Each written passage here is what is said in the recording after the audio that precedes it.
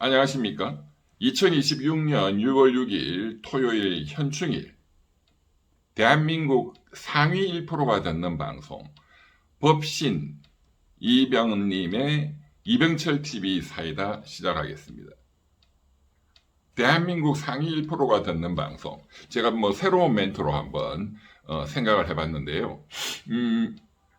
왜 제가 이런 멘트를 썼느냐 하면 사실, 팩트, 사실이 그렇습니다. 제가 뭐 성함을 말씀드릴 수는 없고, 제 지금 구독자가 뭐 한 8만 몇천 명인데, 저는 뭐 구독자 올라가고 내려가고 아예 관심이 없어요. 관심을 기울이지 않기로 했습니다. 예, 그냥 막 으쌰으쌰 하는 그런, 아무 생각 없는 소위 레밍 정치를 하죠. 대한민국 정치를. 들쥐 한 마리가 쫙 가면 수십만 마리가 따라가다가 다 떨어져 죽는 그런 레밍 같은 분들은 수백만 명이 제 구독자라 하더라도 관심이 없습니다. 예, 제한테 도움이 안 돼. 뭐 저도 제한테 도움이 되니까 이걸 하겠죠. 그런 사람들은 전혀 저한테 도움이 되지 않는다. 첫째, 심리적으로 도움되지 않습니다. 저는 그런 사람들을 경멸합니다. 이병철 변호사님 만세 하는 사람도 경멸합니다. 뭐 다른 만세도 다 경멸하고. 예, 저는 그렇게 머리가 텅텅 빈, 그건 사람으로 안 보여. 경멸해. 특히 여자분이 그러면 더 정말 보기 싫더라고. 또 이제 생긴 거는 멀쩡한, 멀쩡하게 미인이다 이러는데 머리가 완전히 빈 사람들 보면 정말로 짜증나. 뭐 누구를 제가 떠올리면서 얘기를 하는 거예요. 그 좌파 유튜버들 중에. 네. 뭐 우파는 제가 뭐 안 보기 때문에 아예 뭐 여성이 누가 있는지 제가 뭐 있겠지 거기도. 예. 대한민국 상위 1%라고 제가 말씀을 드린 이유는 매일 애청하는, 그리고 저한테 뭐 수시로 카톡으로 뭐 문자도 보내주시고 또 전화도 오고 또 뭐 우리 사무실에 굉장히 고가의 선물을 들고 또는 굉장히 중요한 사건을 의뢰하기 위해서 엄청난 돈을 들고 오는 분들, 큰 사업하시는 분들, 또 뭐 재벌급 그런 회장님, 뭐 이런 분들이 점점 늘어가고 있다. 대단히 제가 환영하는 현상입니다. 네. 그래서 대한민국 상위 1%다. 이런 말씀을 드리는 거예요. 네. 그리고 청와대에 근무하는 뭐 사람들, 이것도 말 잘못하면은 뭐 색출해라 이렇게 될 수도 있으니까. 네. 사람들. 아니 뭐 제가 뭐 거짓말이 아닌 게 지금 청와대나 지금 이재명 대통령 정부의 장차관급들이 서울대 출신들이 뭐 압도적으로 많거든요. 둘째, 저하고 나이가 엇비슷한 분들, 엇비슷한 서울대학교 학번, 제가 서울대 84학번이니까, 그리고 같은 과, 제가 학부는 서울대 경영학과고, 대학원에서는 경제학을 전공했고, 그러니까 서울대학교 84학번 전후, 그리고 경영대, 그리고 경제학과, 또는 뭐 국제경제학과, 다 이제 상대 동창회거든요. 제가 또 이 행정고시는, 동지회 회장을 뭐 20년, 30년 하고 있기 때문에 또 행정고시 동지회에 제 동기뿐만 아니라 이제 아래 위, 뭐 대선배들부터 지금 한 뭐 국장급, 과장급까지 뭐 많이 아니까 이제 그런 분들이 또 직업 공무원들, 행정고시 출신 공무원들은 파견 나가서 아주 에이스들이 파견 나가서 뭐 청와대에 근무하는 분들도 많고 또 뭐 주요 이제 정부 부처에 장차관급들, 또는 뭐 벌써 이제 장관하고 퇴직한 분들도 많죠. 이제 오비들. 그러면은 뭐 어떤 주요 금융기관이나 공기업이나 뭐 이런데 이사장이나 사장 대표 뭐 이런 거 하는 분들도 많고 그것도 은퇴한 분도 많고 그래서 오갈 데가 없으니까 법신, 경제신, 이변님, 회장님 저 좀 거두어 주세요 해서 제가 또 뭐 추천해가지고 뭐 그런 분들도 있고 또 저를 직접 또 자문해주는 자문단 또는 뭐 고문단 또는 전문위원으로 뭐 저를 도와주시는 분들도 있고 제가 돈도 왕창 드리거든. 김앤장보다 훨씬 많이 드립니다. 김앤장보다 훨씬 많이 드려요. 뭐 얼마인지 말씀은 못 드리겠지만 그렇기 때문에 그런 분들 그러니까 대기업 중심으로 그런 큰 사업하는 비즈니스 경제계 그 다음에 청와대와 정부 부처 그런 관계 그 다음에 이제 정치계 제가 학생운동권 출신이기 때문에 민주당에 지금 뭐 그 학생운동권 출신 뭐 당장 김민석 총리부터 저 2년 선배거든요. 82학번이시죠. 김민석 총리가 서울대학교 82학번 사회학과 그건 이제 총학생 회장했지. 그러니까 뭐 그 다음에 이번에 뭐 낙선한 조국 대표, 그분도 뭐 서울대 법대 82학번이고, 유명한 분들 많아요. 제 친한 분들이.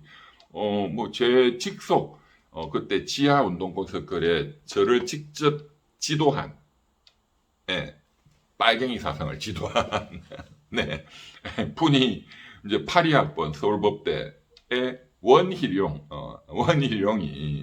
뭐 2차 종합특검 원희룡이 수사 안 하나요? 양평고속도로 원희룡 장관이 뭐 저하고 굉장히 가까운 직속 선배입니다. 서울법대 82학번이 인물이 많아요. 나경원 의원 서울법대 82학번 인물이 많아요. 그렇기 때문에 국민의힘이든 또 민주당이든 국민의힘이든 또 국민의힘은 제가 뭐 살다 보니까 이명박 대통령이 우리 경주이시 종친회에서 또 대통령을 만들었고 제가 전국 종친회 부회장 그 2006년 7년 이명박 대통령 선거 때 벌써 뭐 20년 전이네요. 그때 40살, 39 뭐 이럴 때 이명박 시장 만나고 대통령을 만들었죠. 예. 그래서 이제 뭐 우리 삼성 이재용 회장도 경주이시고 뭐 자꾸 하셨지만 이건희 이제 회장님 그 위에 이제 창업주 회장님이 저하고 이름이 똑같은 이병철 회장님이시죠. 그러니까 이제 뭐 삼성그룹도 종친회에서 뭐 많이 또 그때그때 도와드립니다. 당연히 한 350만 정도 되니까 이제 이명박 대통령 만든다. 이재명 대통령도 경주이시예요. 그래서 작년 대통령 선거 때 엄청나게 도와드렸어. 경주이시 종친회에서. 예. 4년 전 윤석열이하고 맞붙었을 때도 저는 뭐 윤석열 캠프에 그 뭐 저는 당원도 아니지만 도와달라 해서 도와줬지만 이재명 후보에 대해서는 우리 경주이시 종친회가 또 많이 도와드렸어요. 그때 그 사진들 보세요.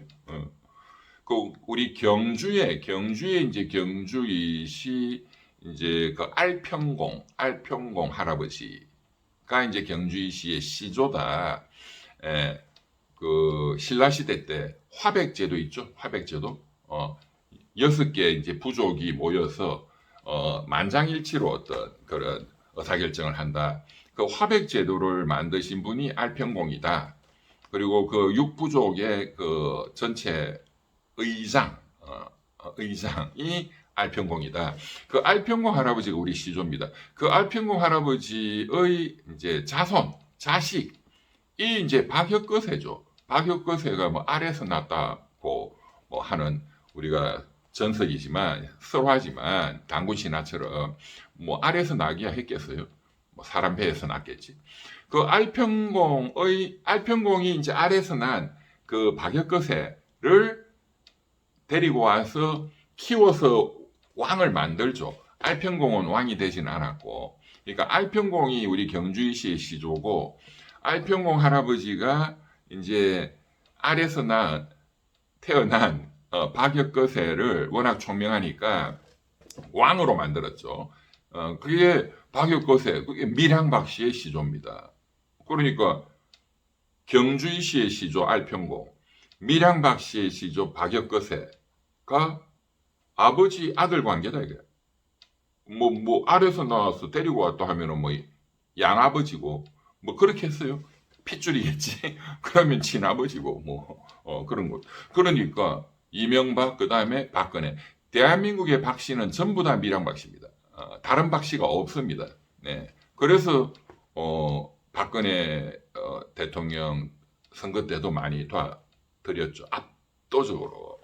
그리고 또 뭐 제가 이제 그 박근혜 대통령 친동생 박지만 회장의 그 와이프 서향희 변호사하고 또 로펌도 뭐 같이 했고 여러 그런 인연으로 뭐 이제 그리고 이제 박근혜 대통령도 아시다시피 그 이제 국정농단 최순실 국정농단 사건이 터져서 미러재단 K스포츠재단의 삼성그룹 계열사들 이재용 회장부터 뭐 현대, LG, 뭐 SK, 포스코 뭐 할 거 없이 막 돈 냈다 해가지고 그것도 이재용 회장이 그때 정유라 최순실 딸 정유라한테 독일에 뭐 60억 70억짜리 말을 줬다 해서 이제 옥고를 치렀잖아요.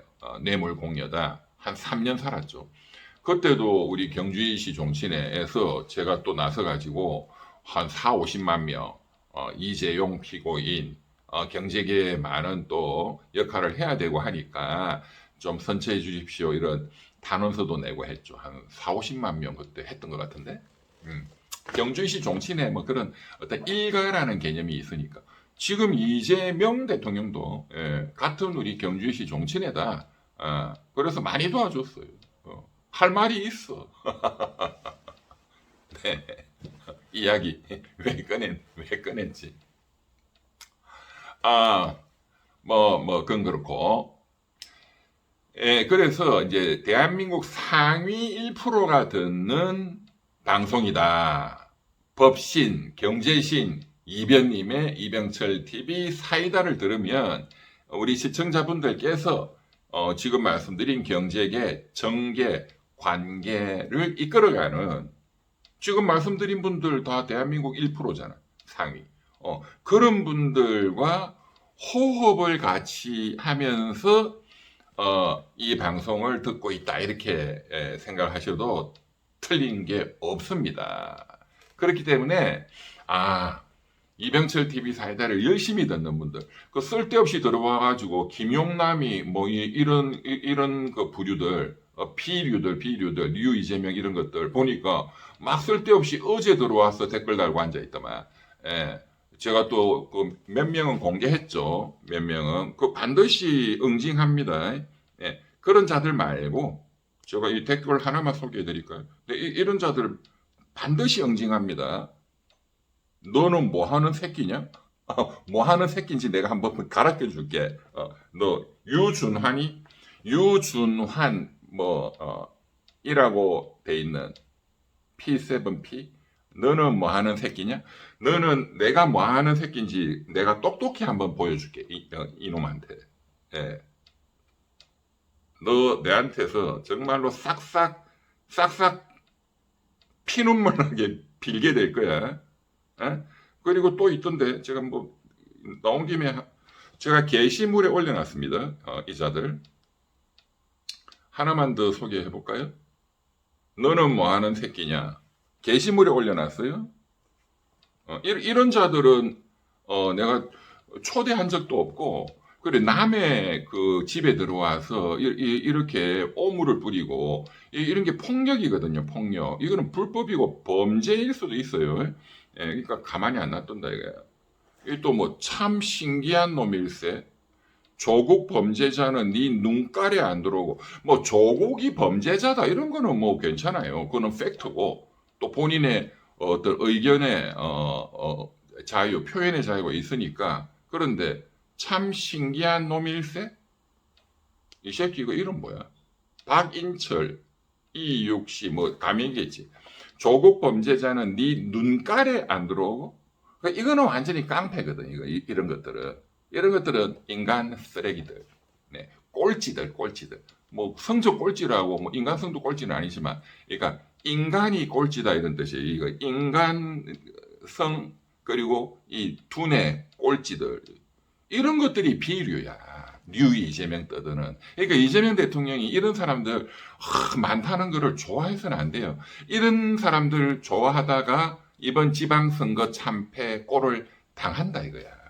제가 오늘 말씀도 이재명 대통령이 그런 꼴을 앞으로 안 당하려면 2년 후 총선 금방 옵니다. 1년만 지나면 바로 총선 체제예요. 총선이 끝나면 1년만 지나면 바로 대선 체제입니다. 그러니까 실질적으로 제가 뭐 이명박, 박근혜, 윤석열 대통령들 이렇게 가까이서 아주 가까이서 겪어본 결과가 대통령 임기 5년이라는 게 정말 한순간이에요. 예. 권력을 떵떵거리고 누리는 게 1년이야, 1년. 지금 이재명 대통령은 그 떵떵거리고 누리는 당선되었을 때, 당선인 시절 3개월이 이때가 최고야. 예. 근데 뭐 이재명 대통령은 그 내란 때문에 생긴 보궐선거로 당선된 거니까 뭐 보궐선거, 재선거 헷갈리네. 어쨌든 그런 흔히문 당선인 이런 인수위 시절 3개월이 없었잖아요. 인수위 3개월이 진짜로 그게 끝내주는 거거든. 예, 뭐 정식 대통령도 아니고 그냥 뭐 접대받고 환호성, 또 야당도 그때는 별로 뭐 시비를 안 걸잖아요. 박수 쳐주고. 네. 그때 끝나면 그다음부터는 괴로워. 뭐 그다음에 뭐 초기 1년은 뭐 또 뭐 큰 권력형 비리도 아직은 안 터지죠. 잘 모르니까 해먹는 거를 2년, 3년, 4년 갈수록 막 비리가 터져. 그리고 이제 4년째, 5년째 되면 완전히 박살이 나는 거지. 왜 주변 놈들이 다 해먹거든. 권력이 그 모여 있는데 뭐 안 해먹을 수가 없지. 예. 그러니까 이런 인간들 믿다가는 큰일 난다 이거예요. 이번 지방선거는 진짜 회초리 한 대 맞은 거죠. 총선 때 참패하면 바로 레임덕이 됩니다. 바로 이재명 대통령 재판이 열릴 겁니다. 아마도. 대선에서 정권 교체가 되면 그거는 지옥이죠. 이재명 대통령 형사재판은 어마어마한 중형이 선고될 겁니다. 대법관들을 뭐 왕창 늘리면 되잖아. 대법관이 되면요. 누구나 다 자기 이익을 생각해. 누구나 다 자기 이익만 생각해. 이재명 대통령이 대법관 임명을 해줬어. 지금은 충성을 바치겠습니다. 하겠지. 그런데 대법관 임기는 6년인데 이재명 대통령 임기는 뭐 2, 3년 하면 끝나. 그럼 끝나면 그 대법관이 집에 그 이재명 대통령 힘 떨어진 그 노인네를 도와줄 생각이 나겠어요? 본인은 현재 또 대법관을 몇 년 계속 해야 되고 뭐 잘 보인다면은 도와준다면은 그때 새로 뽑힌 대통령을 돕겠지. 새로 뽑힌 대통령이 민주당에서 대통령이 뽑힌다 하더라도 전임 대통령은 끊어낼 거거든. 예. 뭐 국힘으로 정권이 교체되면 그거는 정말로 지옥도가 펼쳐지는 거고. 그런데 그 대법관들이 이재명한테 나는 임명받았으니 죽을 때까지 충성을 바치리라. 내 마음의 임금님은 딱 한 분밖에 없다. 무슨 단종을 충성 바치는 무슨 사육신이야 뭐야. 그런 사람이 누가 있어요 요새. 그렇죠? 이재명 대통령이 직접 임명한 진보 진영에서 추천돼서 직접 임명한 대법관들이 정권이 교체되면 이재명 대통령에게 정말 어마어마한 중형을 때릴 거예요. 두고 보시라니까. 그럼 100%야, 100%. 그 엄청난 그 경고, 위험을 이번에 지방선거가 가르쳐주고 있다. 그러니까 정신 차리고 똑바로 정치를 하지 않으면 큰일 난다. 그 중에 이제 제가 더 구체적으로 제가 과학적으로 이제 말씀을 드리려고 하는 겁니다. 그러니까 법신 경제신 이병철 변호사님의 이런 과학적인 미래를 딱 그냥 영화 보듯이 보고 이렇게 딱 말을 한단 말이에요. 100%. 근데 이거를 이제 이해를 하려면 대한민국 상위 1%가 이거를 듣고 공부를 한다 이거예요. 예. 상위 1% 그러니까 무슨 서울대학교 나와야 돼 이런 뜻이 아니에요. 이병철 변호사님의 이 강의를 열심히 듣고 와 정말로 배움이 크다. 정말 감사하다. 감사합니다. 댓글 달고 이런 분들이 대한민국 상위 1%야. 그 되도 않은 댓글 다는 놈 이런 놈들 찌끄러기들 이런 놈들은 하위 1%겠죠. 너는 뭐 하는 새끼냐. 다시 한번. 참 신기한 놈일세. 뭐 조국의 범죄는 네 눈깔에 안 들어오냐. 와 좋았어. 또 이자는 뭐야. 김용남이가 네 친구냐. 연병을 해라. 정영문도 연병을 해라. 연병이 뭐죠? 뭐 찌랄병 이런 건가? 과거에. 하여간 이런 자들은 뭐 김용남을 옹호한다. 그거 좋아요. 그거 뭐 본인의 의견의 자유고 김용남이가 뭐 죄가 없다. 다 좋아. 그건 그 사람의 생각의 자유야. 그런데 지금 이런 욕설 때리는 거 연병을 해라. 이거는 지금 공공연하게 공연이 지금 이런 불특정 다수가 보는 데서 지금 이병철 변호사 피해자가 특정이 됐어. 에 대해서 쌍욕을 하는 거잖아요. 이건 무슨 죄예요? 형법상? 무슨 죄? 사실에 대해서 뭐 허위 사실이다 뭐 등등 하는 거는 명예훼손죄. 그게 아니라 쌍욕하고 하는 그는 모욕죄죠, 모욕죄. 그런데 이제 이런 인터넷 공간에서 이런 짓 하면 그 죄가 더 크단 말이에요. 이거는 무슨 법 위반? 정보통신망법상. 정보통신망법 위반. 징역이 훨씬 세. 벌금도 세고. 금융치로 손해배상 소송 들어가면은 금액도 커져요. 그러니까는 기다리세요. 정정문덕이라 돼 있네. 1일 전. 어제 희한하게 이런 자들이 막 들어와서 뭐 댓글을 막 쓰더라고. 그러니까 몰려다니는 거지. 뉴 이재명, 비류들, 김용남이 찬양하는 그 이런 놈들 한두 달만 지나면 김용남이가 누군지도 몰라. 그 머릿속에 사라져. 이제 8월달 전당대회 되면은 또 이제 김민석이 만세, 뭐 정청래, 뭐 막 이런 욕하고 하겠지. 그죠? 아주 잘 걸렸어. 뭐 용돈으로 충분해. 뭐 이 사람들한테 1인당 뭐 1,000만 원에서 1억 정도 받아내면은 뭐 우리 직원들 뭐 다 보너스 주지 뭐. 지금도 한 열 몇 명 하고 있어요. 이 새놈도 올해 이런 놈들한테 최소한 한 10억 이상 받아낼 거예요. 네. 지금 가장 뜨거운 지금 뉴스가 상위 1%. 대한민국 상위 1%가 듣는 방송. 법신 경제신 이병철 변호사님의 이병철 TV 사이다 시작하겠습니다.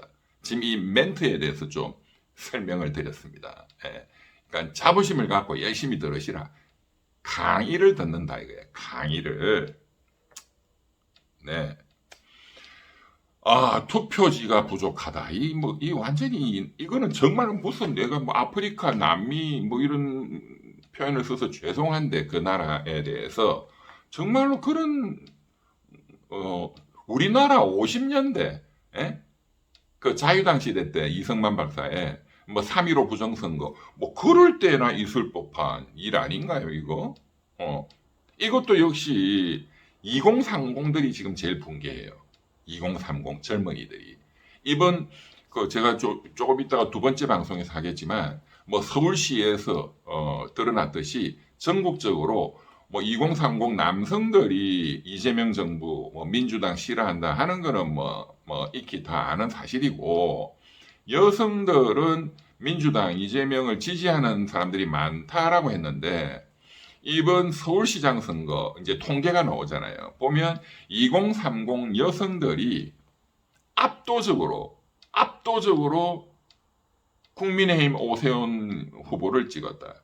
압도적으로 민주당 이재명 픽한 이재명 대통령이 내세운 정원호를 안 찍었다. 그 말은 이재명 정권을 반대한다는 뜻이거든. 누가? 서울시 2030 젊은 여성들이 그렇다. 여성들이. 대구는 당연히 이재명 반대가 많을 거 아니에요. 그런데 대구보다도 더 이재명 반대가 많다. 압도적으로 이재명 찬성, 민주당 찬성, 이 많은 그 연령대가 2030 여성이잖아요. 여성 찬성이 많은 데가 4050보다. 그런데 이번에 서울시 투표 결과가 2030 여성들이 완전히 이재명 대통령 민주당에 대해서 반란을 일으켰다 이거예요. 정신 똑바로 차려야 돼. 2030 남자들뿐만 아니라 이제 여자들도 이거는 전국적으로 금방 확산되거든요. 2년 후 총선이 되면은 전국적으로 남성 여성 가릴 거 없이 젊은이들 2030은 민주당 반대. 달리 말하면 뭐죠? 국힘 윤 어게인 찬성 이렇게 될 지금 흐름이다 이거야. 예. 그런데 지금 제가 이제 말씀드리는 주제는 지금 투표지가 부족하다 없다 이 난리가 난 이 무능한 선관이 지금 이 막 집회 시위를 하고 있단 말이에요. 지금 잠실 경기장에서 그런데 그 현장에 제가 기자들이 전화 오고 하는 거를 들어보니까 그래서 제가 이 방송을 지금 하는 겁니다. 거기에 뭐 전한길이니 뭐 황교안이니 기존에 부정선거 외치던 정신 나간 사람들 그 영감들 또 성조기 들고 막 돌아다니는 그런 분들도 물론 많이 있지만 눈에 띄게 특이한 현상이 2030 젊은이들 특히 남성뿐만 아니라 젊은 여성들이 굉장히 많다는 겁니다. 지금 현장에 보통 부정선거 이렇게 해서 집회하고 하면은 노인네들이거든요. 다 저도 뭐 여러 번 가봤는데 그런데 젊은이들 2030 젊은 여성들이 굉장히 많다. 그리고 잘 차려입은 굉장히 세련되게 중산층 이상 이게 이번 2030의 반란 이번 지방선거 특히 서울시장 선거 이것과 직결되어 있다는 겁니다. 제가 보기에는 여기 법률적 문제를 좀 아무도 지금 언론이 제대로 보도를 또는 뭐 유튜브도 분석을 안 하기 때문에 뭐 좌파 유튜브 뭐 변호사라는 사람 나와봤자 뭐 분석할 능력이 안 되잖아요. 뭐 이런 선거를 뭐 어떻게 또 분석을 해 법적으로. 그러니까 제가 좀 설명을 해드리겠습니다. 자, 언론이 지금 다 보도하고 있습니다. 지금 이제 헌법 소원을 또 제기했다. 누군가가. 그 다음에 또 선관위 상대로 손해배상 청구 소송도 제기했다. 이번에 이제 투표를 제때 하지 못한 그런 서울시민 유권자들이죠. 이건 굉장히 중요한 뉴스죠. 또 이제 한 몇 년 전에 독일 베를린에서는 이런 유사한 사건이 터져서 독일 헌법재판소가 투표가 다 무효다. 그래서 그 베를린 시장 선거, 지방의회 선거를 재선거를 하도록 판결했다. 이제 이런 것과 맞물려 가지고 그래서 헌법소원 국가배상 청구 소송이 제기되었다. 그 다음에 이제 선관위원장부터 이 직무유기다. 제대로 일을 안 했다. 직권남용이다. 해서 형사상 고발 조치도 지금 이어지고 있다. 네, 여기 보면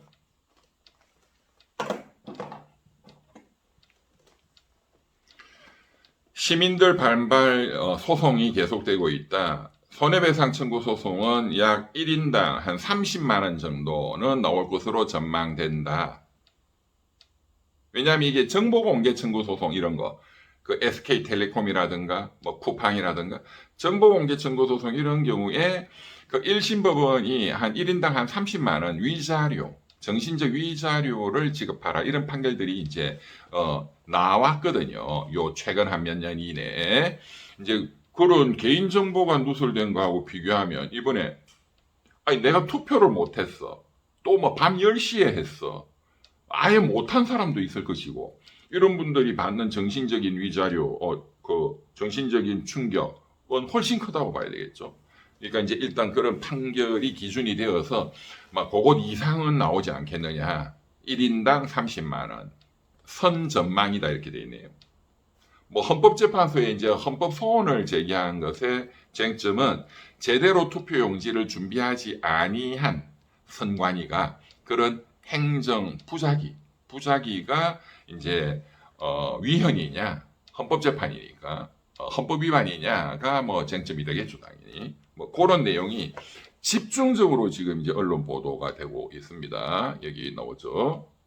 지금 TV에도 뭐 계속 뭐 하루 종일 뉴스가 이제 왜냐하면 이 시위가 계속 격화되고 있다 이거야. 시위가 격화되고 있어.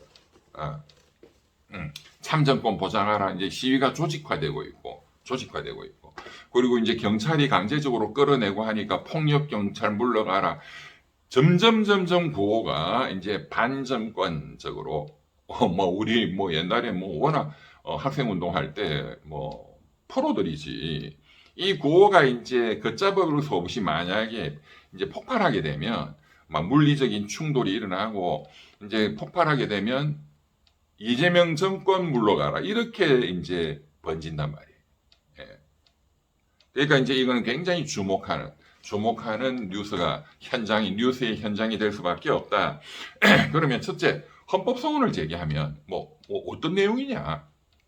이미 뭐 서울시장 선거는 발표가 났잖아요. 오세훈 당선 확정. 근데 그걸 뭐 다시 뭐 할 수가 있냐? 독일은 다시 재선거하라고 뭐 법원이 명령했다. 2년간 재판해가지고. 근데 독일은 현재 우리나라 이 사건과 뭐 똑같지는 않죠. 거기도 투표 용지가 부족했다. 그래서 돌아간 사람들이 많이 있었다. 그리고 판결문에 보면 돌아간 사람이 그래서 투표를 하지 못한 참정권의 기본권 침해를 받은 국민들이 몇 명인지 가늠할 수가 없다. 굉장히 숫자가 많았습니다. 그 베를린 그 투표는. 근데 그것뿐만 아니라 이게 투표 용지가 부족하니까 기존에 남아있던 그거 가지고 막 복사를 돌려가지고 복사해서 또 이게 여기 투표해라. 이제 그런 거 다 무효다. 뭐 등등. 뭐 굉장히 뭐 많은 불법적인 그런 행위들이 있었다. 그게 이제 독일의 사례고 우리는 조금 그 불법의 유형이 조금 상대적으로 간단해요. 그리고 이제 투표권을 행사하지 못한 지금 구체적인 숫자는 알 수 없지만 그 숫자도 상대적으로 좀 적고 그러니까 이제 이런 경우에 뭐 일단 첫째 법률적으로 재선거라는 게 가능하냐? 이 서울시 전체 선거가 무효다.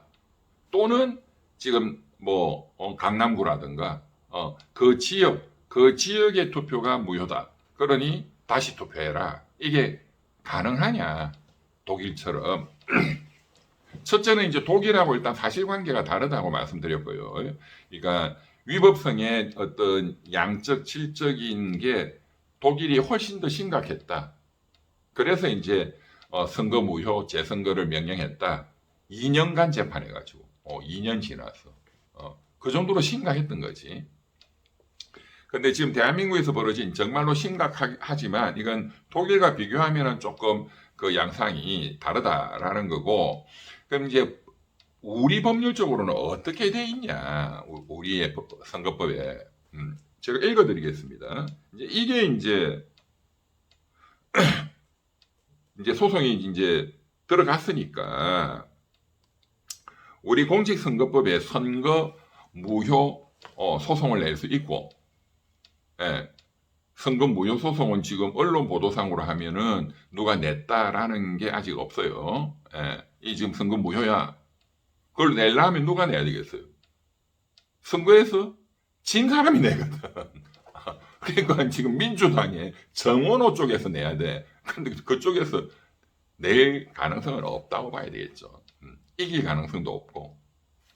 그런데 이제 지금 시위대들은 이 선거가 무효다, 재선거를 해야 된다라고 주장하고 있기 때문에 이것이 우리 법률상 소송이 만약에 제기된다면 법원이 이제 서울 고등법원이 합니다. 처음부터 고등법원이 하고 대법원이 하고, 어쨌든 법원이 이게 선거 무효, 재선거 하라 이렇게 판결할 가능성이 법률적으로 있느냐를 보면 그걸 제가 설명을 드리겠다. 이게 224조에 있습니다. 선거 무효다 이런 판결을 내리기 위해서는 대법원이나 고등법원은 선거 관련 규정에 위반할 것, 위법성이 있어야 되겠죠. 우리 선거법뿐만 아니라 이제 선거관리위원회의 선거 관리를 위한 여러 규정들, 지침들 뭐 이런 것들이 있으니까 법규. 그런데 투표용지 부족 여기에 대한 법규는 없어요 지금. 그렇지만 우리가 이제 상식적으로 이제 조리라 하거든. 국민 일반의 건전한 상식에 비추어서 상식적으로 100% 유권자들 숫자만큼 준비해야 된다. 이게 상식이잖아요. 그거를 뭐 50%를 준비해 또는 50%를 충분히 준비했는데 제대로 공급하지 않았다. 지금 이런 얘기도 나오죠. 이는 최소한의 요구되는 어떤 조리, 건전한 국민 일반의 상식에 비추어서 요구되는 어떤 의무가 있다. 선거관리위원회에 그것을 위반했다 하면은 그것은 위헌적인 위법한 부작위가 되는 거죠. 자, 그래서 이제 선거에 관련된 규정에 위반되었을 것, 그 규정이 명문으로는 없다 하더라도 조리상으로, 해석상으로 요구되는 어떤 기준을 위반했다, 위법성이 있다. 이거는 100%지. 이거 위법한 거지. 그렇죠? 예, 헌법상의 법치 국가의 원리, 그리고 대한민국 헌법 1조 모든 권력은 국민으로부터 나온다. 민주공화국이다. 이 주권자의 주권 행사에 가장 중요한 게 투표인데 이것을 개판을 만들었으니까 이 투표가 한치의 어긋남 없이 주권 행사가 완벽하게 될 수 있도록 투표용지 등을 준비해야 되는 헌법상 의무가 헌법 제1조로부터 도출된다고 당연히 해석할 수 있죠. 예. 그렇기 때문에 그런 헌법상의 의무를 부작위했기 때문에 그것은 위헌적인 부작위다, 위법한 부작위다라는 것은 뭐 의문의 여지가 없습니다. 그러면 무조건 선거 무효야, 재선거 하라 이렇게 되느냐? 그건 아니다 이거예요. 우리가 이제 선거 무효도 있고 또 이제 이 당선 무효. 떨어진 쪽에서 저쪽 붙은 쪽 저 잘못된 거야 당선 무효. 공천도 공천 잘못됐어 무효. 가처분 들어 뭐 넣고 이렇게 왕왕 나오잖아요. 소송도 넣고 그런 경우에 그게 어떤 선거에 관한 규정 법률을 위반했다 뿐만 아니라 그 주장하는 무효 사유 그것 때문에 당락이 바뀌었다. 그래야 이거는 무효다. 또 당선도 무효다 이렇게 됩니다. 그래야 실익이 있다 이거예요. 그렇죠? 예. 뭐 극단적으로 이해를 쉽게 하려면 극단적인 예를 드는 게 이해가 쉽죠. 이번에 그 강남구 등에서 투표 용지가 부족한 게 딱 하나였다. 그래서 딱 한 분이 제때에 투표를 하지 못했다라는 케이스라고 생각해 봅시다. 그것도 그 한 분의 헌법상 주권이 명백히 침해됐기 때문에 그거는 투표 전체가 무효야 라고 주장할 수도 있겠죠. 예. 그것도 뭐 일리가 있는 학설이지. 그렇지만 아마 절대 다수는 야 그거 한 표 그게 뭐 이 사람 지지했건 저 사람을 지지했건 어떻게 됐든지 간에 오세훈 시장이 당선 확정이다 하는 거에 전혀 아무런 영향을 안 주잖아. 그 사람이 설사 민주당 정원호를 찍으려고 했다 나는 그런데 못 찍었다 하더라도 그 위법이죠. 그렇지만 그 사람 정원호 표 플러스 1표를 더한들 정원호가 당선되는 게 아니잖아요. 예. 그건 너무나 명백하기 때문에 굳이 그런 걸 가지고 다시 선거해. 이거는 행정 낭비다 이거지. 국력 낭비고. 그래서 선거의 당락에 결과에 영향을 줄 정도의 위법이냐를 봅니다. 우리 이 선거소송, 이 당선 무효소송 이런 거 해보면 제일 중요하게 생각하는 게 판사들이 이게 선거 결과에 영향을 줬냐 이걸 보거든요. 그게 법률에 있습니다. 법률에. 예, 공직선거법 224조 선거 무효 판결을 하려면 선거 규정에 위반된 사실이 있을 때 그리고 and 플러스 그럴 때라도 그렇다 하더라도 이런 말이지 플러스 선거의 결과에 영향을 미쳤다고 인정하는 때에 한하여 선거 무효를 판결한다. 합리적이죠. 그런데 이제 지금은 이제 이런 또 쟁점은 또 나오죠. 그 젊은이들이 주장하는 게 그거예요. 2030 지금 현장에서 많은 여성 2030들, 남성 2030들이 똑똑하니까 젊은 애들이 지금 한 표가 아니잖아. 그거는 뭐 명백하지만 그거는 말이 안 되지만 이게 수백 표인지 뭐 이걸 지금 가늠할 수가 없다. 그러니까 이거는 심각한 거 아니냐.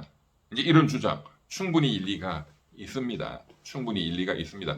그런데 제가 뭐 모르겠는데 이 팩트가 아마 조사를 지금 아마 뭐 그런 조사 결과가 또 보도가 나올 거라고 봅니다만은 이제 거기에 해당하는 총 유권자 수는 있을 거 아니에요. 그리고 이미 투표를 한 분들 제 시간에 6시 이전에 투표를 한 분들의 숫자도 팩트로 있을 거 아니에요. 6시 이후에 투표했다. 이거는 참정권 침해죠. 예. 그러니까 6시 이전에 제대로 투표한 분들의 숫자는 있단 말이야. 그리고 전체 유권자의 숫자도 있고. 그러면 이제 투표를 아예 뭐 안 할 분들이 몇 명이냐. 이제 이런 건 알 수가 없지. 그렇지만 최소한의 숫자는 이제 계산이 돼서 나올 거예요. 그리고 이제 투표하겠다고 6시 이후에 투표하신 분들의 숫자. 그렇죠? 예. 또 지금이라도 난 그냥 투표를 포기했다 더러워가지고 열받아서 이런 분들이 신고 들어오는 숫자도 일단 팩트가 있겠지. 이런 숫자를 이제 정리를 해서 계산을 해보면 예. 그리고 이제 이번에 투표율 여기 뭐 강남구 투표율은 뭐 상대적으로 뭐 평균 정도였다. 근데 최고 투표율 뭐 전라남도 어디다 하면 최고 투표율로 계산해서 이분들이 투표를 못하게 되었다. 뭐 이렇게 최대치로 계산해 가지고 나오는 숫자가 이제 있단 말이에요. 과학적으로 계산할 때. 그 숫자가 전부 다 100% 정원호한테 간다고 계산을 극단적으로 해보자. 그렇다 하더라도 선거 결과 오세훈 당선을 바꿀 수 없다. 이렇게 이제 숫자가 나오면 그거는 소송해봤자 패소죠. 기각이죠. 선거소송은 빨리 결정하도록 또 돼 있습니다. 6개월 내에. 그래야 민주주의 질서가 안정이 되니까. 그렇기 때문에 해봤자 그런 실익이 없으니까 지금 민주당 쪽에서 이런 선거 무효 소송 이런 걸 안 하는 거죠. 또 어쨌든 또 민주당이 집권하고 있는 이재명 정부 하에서 벌어진 문제이기 때문에 그게 뭐 선관위는 뭐 이재명 대통령하고 독립적이잖아요. 또 뭐 이딴 소리 한 사람들이 있더라고. 아니 독립적이지 당연히. 뭐 선거가 그러면 뭐 대통령이 지휘하면 그게 뭐 북한이지 그게 뭐 말이 돼? 그렇지만 어쨌든 이재명 정권에서 벌어진 문제니까 이게 심각한 것이 이재명 대통령도 심각한 문제고 집권 여당도 마찬가지고 윤석열 정권 때 이런 문제가 벌어졌으면 뭐 전라도에서 광주에서 뭐 가만히 있겠어요? 안 그래요? 제가 보기에는 이거는 이 사안의 심각성에 비해서 의외로 조용한 것은 오세훈 쪽은 이겼으니까 이걸 시비를 걸 이유가 없어. 국민의힘은 민주당은 졌지만 민주당 정권에서 벌어진 문제야. 그리고 계산을 해보니까 이게 뭐 재판 가더라도 선거 결과를 뒤집을 정도는 아니야. 그러니까 정원호도 민주당도 또 국힘도 오세훈도 여기에 대해서 뭐 말할 필요가 없는 거야. 그러니까 정치권이 뭐 이렇게 투쟁할 그런 아무런 동력이 없으니까 국민의힘의 장동혁 대표 그놈 혼자서 이제 지가 또 대표 좀 연명해 보려고 그놈 혼자서 그냥 투쟁하는 척 하는 거지. 예. 그러니까 이제 열받은 이 이제 참정권 침해를 받은 그 이제 시민들이 나서서 그렇지만 뭐 숫자는 많지는 않은 것 같고 이제 법적인 문제 제기를 하고 있는 것 같습니다. 그래서 선거 무효 소송은 제기될 가능성이 제가 보기에는 뭐 거의 제로다 라고 보이고 시민들이 제기한 헌법 소원은 어떻게 되느냐? 그런 참정권 침해를 받은 시민 지금 뭐 몇 명 안 되는 것 같지만 그 숫자는 중요하지 않고 어쨌든 이 시민이 몇 명이 선거관리위원장을 상대로 헌법재판소에 헌법 소원을 냈다. 헌법 소원은 국가의 공권력 행사가 위헌이다라는 판정을 해달라라는 거거든요. 예. 그런데 뭐 국가의 공권력, 뭐 행정 처분이다, 운전면허 취소 처분이다, 이게 위헌 위법이다, 이런 건 행정 소송으로 하는 게 원칙이죠. 그런데 이제 행정 소송 가봤자 안 받아주는 각하된다든가 이제 이런 경우에는 헌법 소원으로 와라. 국가의 공권력 행사가 나의 기본권을 침해했다. 그런데 서울행정법원에서는 이거 안 받아준다 하면은 헌법재판소로 바로 그냥 와라.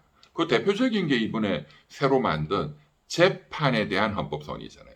내가 형사재판 받았는데 내를 죄가 있다고 대법원이 판결했다. 이거 씨발 잘못된 거야. 내 기본권 침해야. 하면 재판이라는 공권력이 헌법상 나의 기본권을 침해했다. 그래서 헌법소원 내라. 그게 재판에 대한 헌법소원이죠. 국가의 공권력 행사.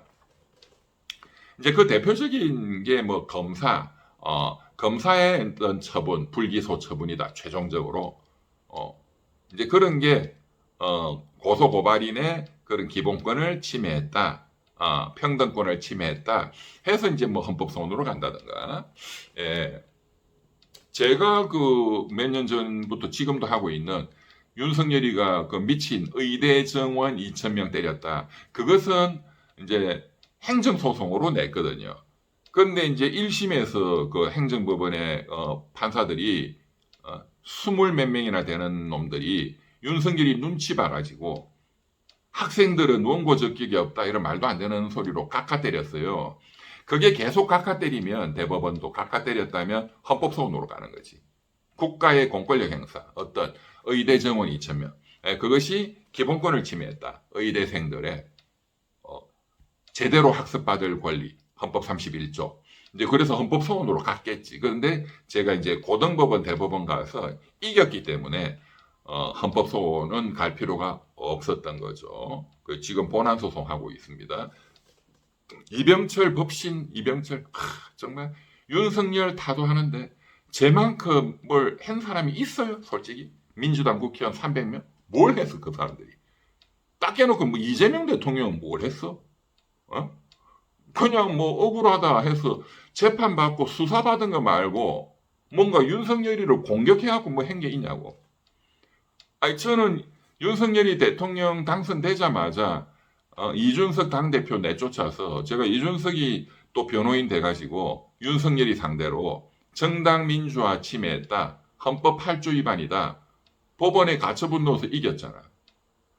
윤석열 정권이 난리가 났잖아. 첫째. 의대 정원 소송 윤석열이 상대로 소송해서 또 이겼잖아. 가처분해서. 뭐 또 뭐 수도 없이 많지만 아니 내 잘난 척 하는 게 아니고 솔직히 내가 보면 웃겨. 민주당 국회의원 160명 뭐 되는 뭘 했어 그 사람들이. 에? 그 민주당 좋아하는 분들 한번 물어봅시다. 특히 뉴 이재명 물어봅시다. 지금 내한테 이런 막말하고 이런 사람들. 법신 이병철 변호사님이 그런 윤석열 타도에 3년 내내 그 앞장서서 200억을 날리는 손해를 또 입고 지금 그 돈 다 지금 배 200억 이상 그 배로 지금 보상을 지금 받고 있지만 뭘 했냐고 딱 깨놓고. 이재명 대통령은 윤석열이하고 용산에서 한 번 여야 영수회담 했잖아요. 영수회담 했잖아. 그때 언론 기사 찾아보세요. 윤석열 대통령이 잘한 게 딱 하나 있다. 의대 정원 2,000명 한 거. 난리 나가지고 제가 소송하고 이제 법원에서 5월달, 6월달에 가처분해서 이제 제가 이기고 하니까 헐레벌떡 이제 민주당이 법원에서 뭐 청문회를 한다는 도. 그래서 8월달에 2024년 8월달, 9월달에 그것도 제가 나서서 의료계 법에 보면은 국회법하고 국회 청문회법 보면 5만 명 이상이 국회 청문회를 요구하면 국회에서 상임위원회가 열리도록 돼 있기 때문에 그거 해서 그 국회에서 한 거예요. 민주당이 보건복지위하고 교육위에서. 뭘 한 게 뭐가 있냐고 딱 해놓고. 아이고 정말. 내가 잘난 척 하는 게 아니라 짜증나서 하는 얘기예요. 짜증나서. 내 이런 막말하는 놈들 보니까 진짜 내 앞에 있으면 그거는 진짜 아유 진짜 한 줌도 안 되는 것들이 진짜 뭐 돈이라도 털어야지. 금융치료. 네, 금융치료가 뭐 때리는 것보다 훨씬 주먹으로 맞는 것보다 매를 맞는 회초리 100대 1000대보다 금융치료를 더 두려워해요. 법원에 오면 막 싹싹 빌어. 제발 좀 살려달라고. 감옥소 넣는 것보다 더 겁나. 거지 되는 게. 예. 근데 절대로 안 봐줍니다. 이준석이 내가 금융치료 하는 거 보셨죠? 1심, 2심, 3심 다 100%다 이기고 이자까지 다 붙여가지고 거의 2배, 3배를 다 돈 받아내잖아요. 절대로 용서 안 해. 근데 와서 싹싹 빌었으면 이준석이야 제가 용서해줬지. 끝까지 거짓말하니까. 지금도 거짓말하고 있더만. 자, 재밌죠? 네. 그러니까 지금 이 투표를 못한 이 시민이 제기한 선관위가 제대로 준비하지 아니한 부작위는 위헌이지 명백히. 헌법 해석상. 어떤 조문? 헌법 제1조 민주공화국 국민이 주권자다. 이 모든 권력은 국민으로부터 나온다. 그 주권 행사의 핵심이 선거잖아. 선거의 자유가 침해됐잖아요. 그 4대 선거 원칙이 있잖아. 헌법에. 자유선거, 보통선거, 비밀선거 지금 그 선거의 자유가 침해됐잖아요. 그리고 6시 이후에 개표되고 출구조사도 발표하고 방송에서 하는데 그때 또 투표를 하고 있었잖아요. 비밀선거의 원칙이 침해됐잖아요. 그리고 평등선거. 나는 왜 평등하게 6시 전에 딱 해야지 왜 밤에 또 찍게 하냐. 용지가 없어가지고. 평등선거 원칙 위반이죠. 그러니까 지금 이 완전히 국민 주권 원리를 그냥 명백히 침해한 거예요. 이거 정말로 어마어마한 중죄입니다. 네. 그러니까 이게 위헌이다. 그러한 선관위의 행정 부작위는 위헌이다. 대단히 중대하다. 그러니까 이 위헌임을 확인한다. 선거를 다시 하라 이렇게까지는 못하더라도 헌법재판소가 그런 위헌 확인 판결을 해달라. 헌법소원은 제가 보기에 이길 가능성이 높아요. 그 침해 당한 분들이 지금 소송을 냈다고 하니까 청구인 적격이 있거든요. 본인의 헌법상 지금 말씀드린 그런 참정권, 선거의 자유, 평등의 원칙, 평등선거, 비밀선거, 자유선거의 원칙이 침해됐다. 네, 헌법상 민주공화국 원리, 국민주권 원리가 침해됐다. 그 원리라는 것은 어떤 제도이기도 하고 제도 보장, 그리고 국민 그 개인의 기본권 보장이기도 하거든요. 그러니까 개인의 구체적 기본권이 침해됐다. 이렇게 되면 청구인으로서의 자격이 있다. 청구인 적격이 있다. 제가 보기에는 이거는 이겨. 그리고 이제 국가배상 청구. 네. 대한민국 정부를 상대로 국가배상법에 따라서 국가배상 청구하면은 위헌 위법한 행위다. 이로 인해서 정신적인 충격을 받았다. 위자료 1인당 최소 30만 원 이상. 뭐 제가 보기에는 한 돈 100만 원 정도 지급하라. 왜냐하면 다 해봤자 많지는 않을 거 아니에요. 이 국가의 예산도 고려하거든요. 국가배상 청구 소송이 들어오면. 근데 1인당 100만 원 줘라 해도 뭐 소송 들어온 분들이 100명이면 100만 원, 1000만 원, 1억 정도밖에 안 되니까 네. 한 100만 원 정도는 인정할 것으로 봅니다. 그 다음에 이제 형사 고소고발한 이분들이 했으면 직접 피해자니까 고소인이 되겠죠. 예. 그 제3자가 했다면은 또 고발인이 될 것이고, 그러면 선관위원장이나 뭐 사퇴했다 하지만은 이제 조사받아야지. 예. 형법상 직권남용죄 또는 직무유기죄. 지금 말씀드렸지만 헌법상 법률상 그런 의무가 충분히 있는데 이걸 하지 아니하였다.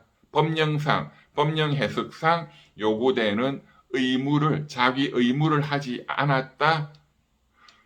위헌 위법한 직무유기죠. 직무유기. 직무유기죄는 형법에 공무원이 법령상 요구되는 직무를 방기하지 아니한 것 또는 거부한 것.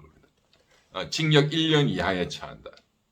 그 다음에 만약에 이제 이런 걸 이제 조사를 해봐야 되겠죠. 수사를. 어떤 직권남용적인 적극적인 행위가 있었다. 이거 이렇게 해. 뭐 50%만 해. 뭐 이런 식으로 지시했다. 이런 게 나오면 직권남용이죠. 공무원이 직권을 남용하여 법규를 위반하여 권리 행사를 방해했다. 시민들의 주권 행사를 방해했다. 그리고 밑에 부하 공무원들한테 의무 없는 일을 하게 했다. 직권남용죄. 징역 5년 이하다. 이게 워낙에 지금 큰 사건이 사실은 터졌기 때문에 구속시켜야 됩니다. 책임자는 제가 보기에는 구속시켜야 돼. 선관위, 중앙선관위 위원장 노태학이 대법관이잖아. 그 자를 구속시켜야 돼. 그 다음에 서울시 선거관리위원장, 이렇게 높은 놈을 잡아놔야지. 제가 보기에는 이거는 구속시켜야 됩니다. 민주공화국을 지키고 앞으로도 이런 것을 재발을 방지하기 위해서 정말로 엄벌에 쳐야 돼. 그렇죠? 그러니까 재선거를 하고 이렇게는 못해요. 법적으로. 실익도 없고 하지도 않을 거고 민주당이 뭐 국민의힘도 그렇지만 이 책임자는 구속시켜야 된다고. 그리고 이게 재발이 안 되도록 여러 제도적인 철저한 정말 선관위를 철저하게 정말로 혁명적으로 두들겨 부셔야 돼. 완전히 새롭게 만들어야 돼. 그러기 위해서는 인적 청산이 중요하죠. 책임자는 구속시켜야 된다. 이 말씀을 드립니다. 대한민국의 상위 1%가 듣는 법신 이변님의 이병철 TV 사이다 이어집니다. 구독, 좋아요, 후원 부탁드립니다.